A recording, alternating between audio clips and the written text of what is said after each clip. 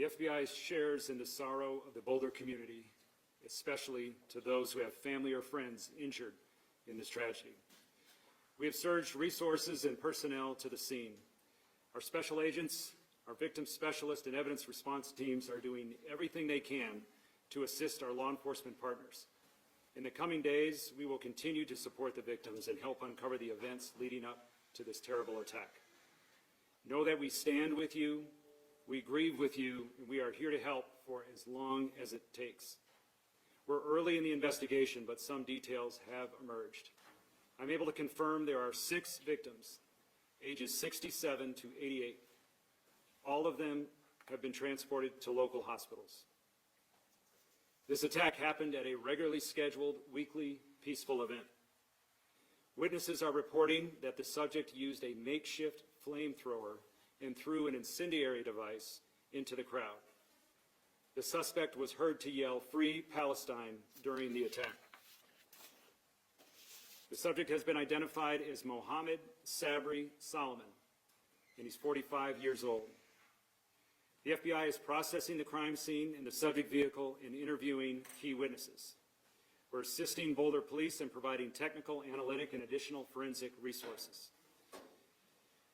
As a result of these preliminary facts, it is clear that this is a targeted act of violence, and the FBI is investigating this as an act of terrorism. Sadly, attacks like this are becoming too common across the country. This is an example of how perpetrators of violence continue to threaten communities across our nation. It's our job, the FBI, the Boulder Police, and our law enforcement and community partners, to bring these criminals to justice and keep our communities safe. We're asking for the public's help as we continue to investigate this horrific act of violence. I'll direct anyone that has phone calls, that wants to make phone calls to 1-800-CALL-FBI. And if you have digital evidence, whether that is video or social media posts or anything that can help the investigators, please send that to fbi.gov/Boulder Attack, BOULDERATTACK.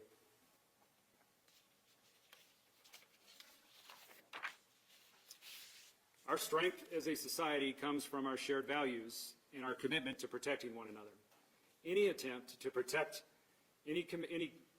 attempt to divide us through fear or harm has no place in Boulder, in Colorado, or anywhere in our nation. We stand in full solidarity with those targeted, and we will continue to ensure that justice is pursued swiftly, that support is provided to victims and their communities, and preventative action is taken to protect everyone's safety.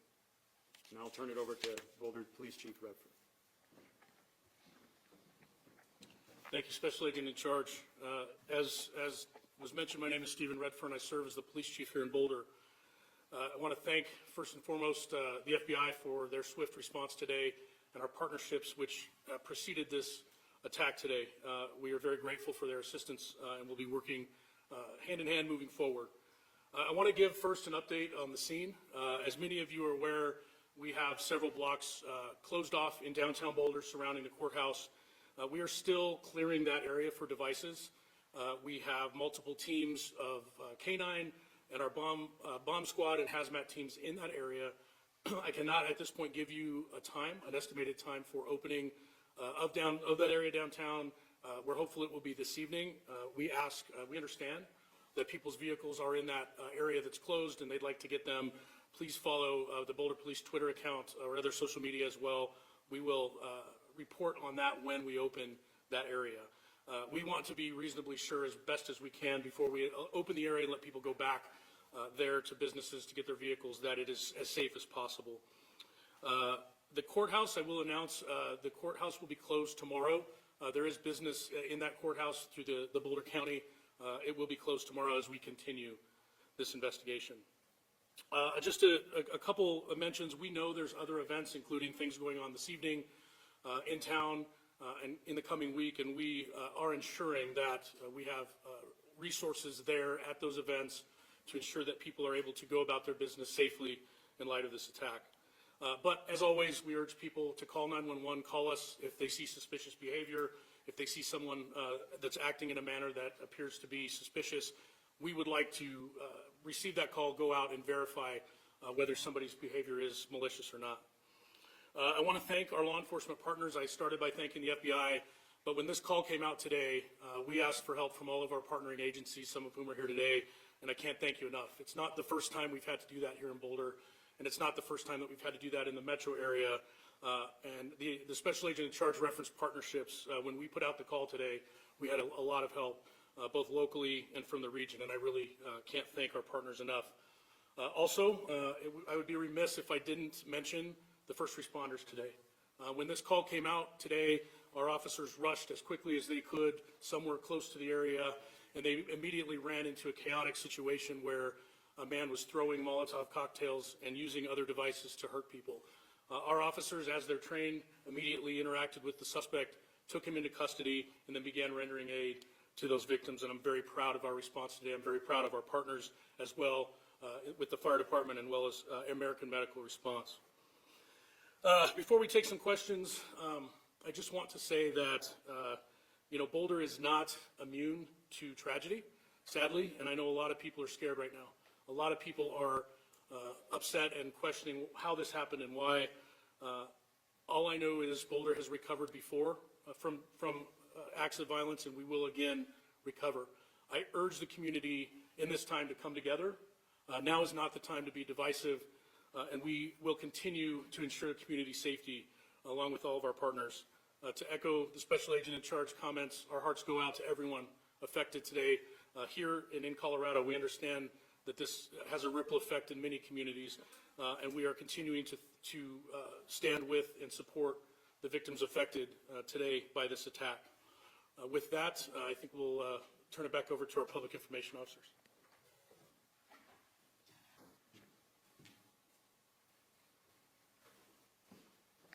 We've got time for a few questions. I'll call on some folks. Vicki, Sure. for Special Agent McCulloch, is there any information that could indicate that this individual that is in custody is linked to a greater network or any particular group? Not at this time. The subject is in custody, but this will be a thorough and complete investigation, and those checks are ongoing. Colleen? Could you please tell us the spelling of this suspect's name and what custody he's in? Is he going to face federal charges or state charges? What's next for him? Got it in there.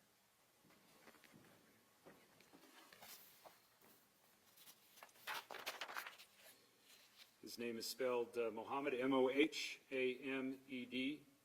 Sabry, S-A-B-R-Y, Solomon, S-O-L-I-M-A-N. And we are early in the investigative process. Both teams are working side by side collaboratively, and we'll see where the investigation goes. Yeah, Kaylee. For the chief, any update on victims' conditions, how they're doing? Yes, and I'm not sure if we stated prior, but it's been reported to us that the victims' age ranged from about 67 to 88, I believe we mentioned. We know that 4 of those victims were taken to Boulder Community Hospital and remain there or have been released. I don't know the status of that. 2 additional victims were airlifted to the Denver metro area, I believe to Aurora Hospital burn unit. At this time, all 6 victims are still being treated. And again, our thoughts are heavily focused on their recovery right now. Anything on the conditions of them now? So the question was about the condition of the victims. The last update I had is that at least 1 victim was very seriously injured, probably safe to say critical condition, and then other victims received more minor injuries. I think there's a wide range, but we haven't talked to doctors yet and gotten an actual rundown of specific injuries. And that doesn't include the suspect, does it? The suspect was injured. The suspect was taken to the hospital, and he was examined there as well. I'm not sure if he's been taken to the correctional facility yet or not. One more question? There are people online who can be witnesses that say there was a second attacker. Can you speak to that at all? What I can say, and I will say that, I've been involved in several of these mass casualty events in my career, and there's almost always reports of multiple suspects. It's very typical. We did receive reports of differing descriptions. From everything we know in the witness briefings and interviews that we've done at this point, We do not believe that there is an additional suspect at large. We're not going to say that with absolute certainty because we're still conducting a lot of interviews. But we believe that the initial report of 2 suspects, we have not been able to confirm that, and we're fairly confident we have the lone suspect in custody. All right, so we also had a question about the prosecution. Boulder District Attorney Michael Doherty is present and can elaborate a little bit on that. I'll turn the mic over to him at this time. Good evening. I'm Michael Doherty. I'm the District Attorney for Boulder County, and first I want to echo what the Chief and the Special Agent in charge said. Our hearts go out to the victims, their loved ones, and our community. I also want to recognize the community members who responded and tried to render aid in the moments after this horrific attack took place, as well as who helped law enforcement, which acted with great courage in apprehending the suspect who is now in custody.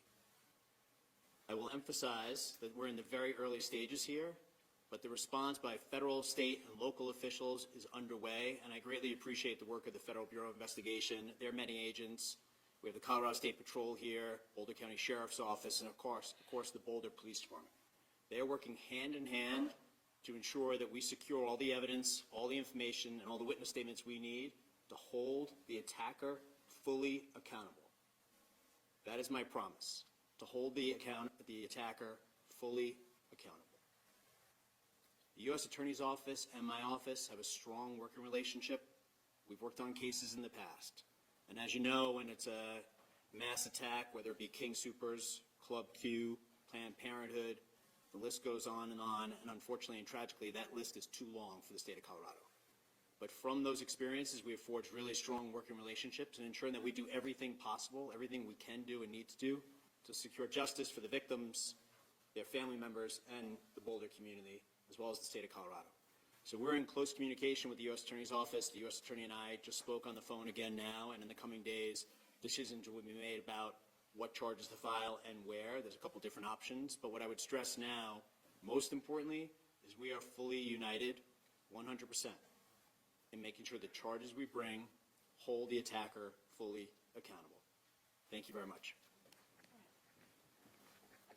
All right, thank you all for coming. The Boulder Police Department and the FBI will summarize some of what was said at this news conference, and we'll have a news release we'll put out on our social media accounts later this evening. We don't anticipate another press conference tonight. Thank you.